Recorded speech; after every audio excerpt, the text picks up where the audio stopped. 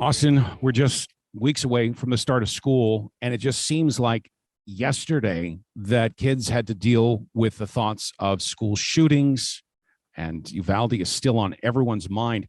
What is it like for a child to go back to school and realize that they're frightened to go back to school? This is a very different day that we're living in.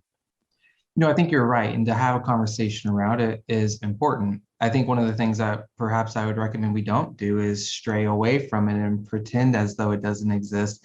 It's okay to have those uncomfortable behaviors, and especially for parents and guardians to be able to model the strategy of having uncomfortable behaviors. That's a gift that we will give our children for as long as they live.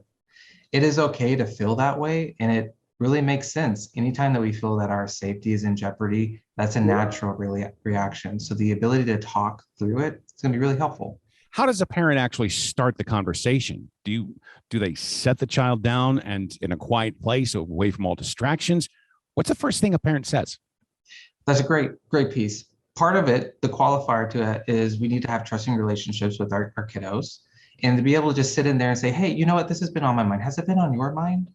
Or just simply asking about it. How would you manage this? Do you ever think about this? All of these entry points are okay because the content is modeling for us how do we cope with an inevitable reality. And the best way to do it is to talk about it. And again, the more that we pretend that it doesn't exist, the more it allows the opportunity to fester in this darkness. And it really doesn't belong there. We should talk about these things. We're kind of focusing on the youngest children and the possibility that they might be afraid to go back to school.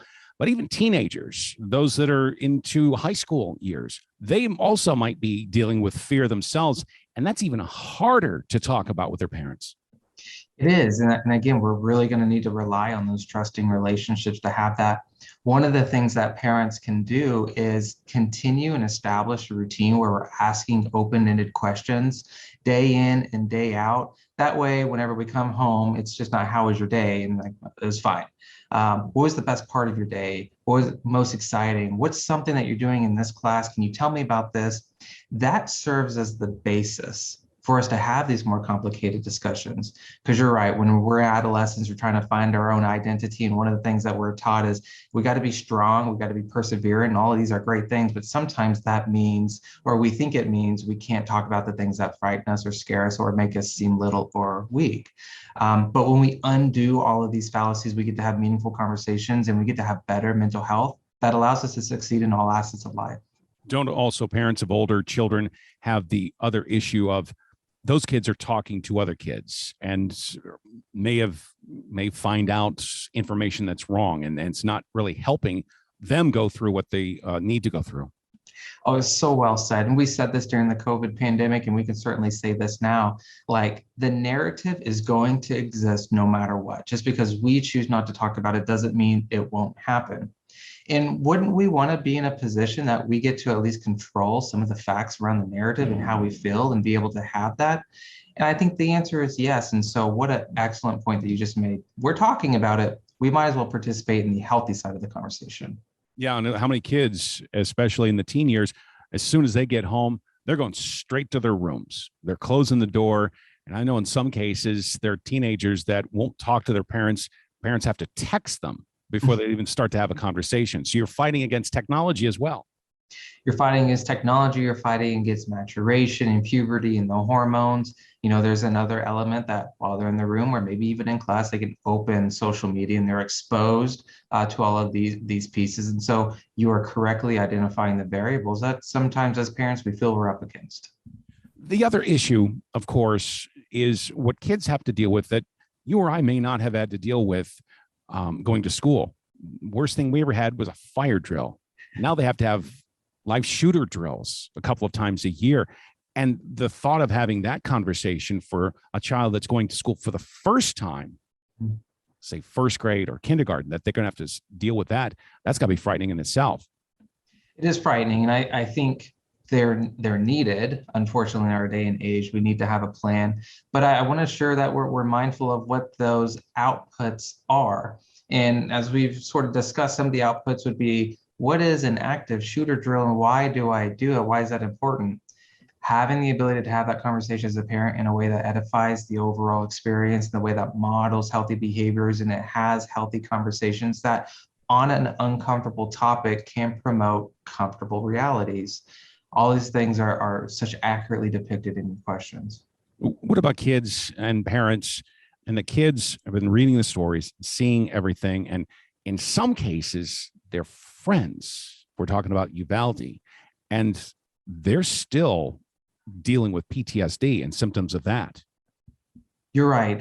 It is just such a tragic thing that happened. And I know that weighs heavy on a lot of people's hearts. Yeah, and post-traumatic stress disorder is certainly a treatable condition. It's something that requires a lot of courage to treat, to be able to lean into that. And it's my hope that whenever we have realities like this, whether it's directly post-traumatic stress disorder or a vicarious element of anxiety, that we prioritize the conversation over mental health, and that there is treatment available. And although it is uncomfortable living with these elements, our future selves would always thank us for our commitments to our health. What symptoms should parents be looking for that their kids might be having trouble with dealing with fear and going back to school? That's great. Nervousness is one of those that we have, unexplained stomach aches or unexplained illnesses, some trepidation whenever we go into our day. Really, these behaviors that show a desire to disengage from going to school, a desire to disengage from an exact stimuli. On the other side of the coin, some outputs could be look like anhedonia, and that's a clinical term, but really what it means is we're losing interest in things that we most found pleasurable, things that we used to enjoy, hobbies we used to enjoy. We don't really want to do them anymore. That's a sign that from a mental health perspective, that there could be an indicator that a conversation is needed. The other point of this is in the last couple of years, a lot of kids have kind of gotten used to virtual school and the possibility that they may want to go back to doing that. Is that a realistic way of handling something like this?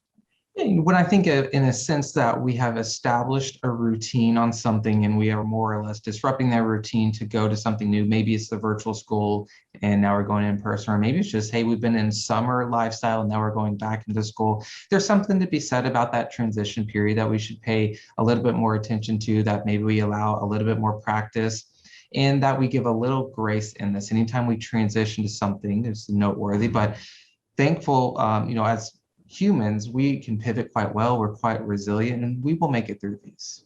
Awstin Gregg is licensed social worker and the CEO of the Connections Wellness Group. Awstin, thank you so much for the time. Thank you so much.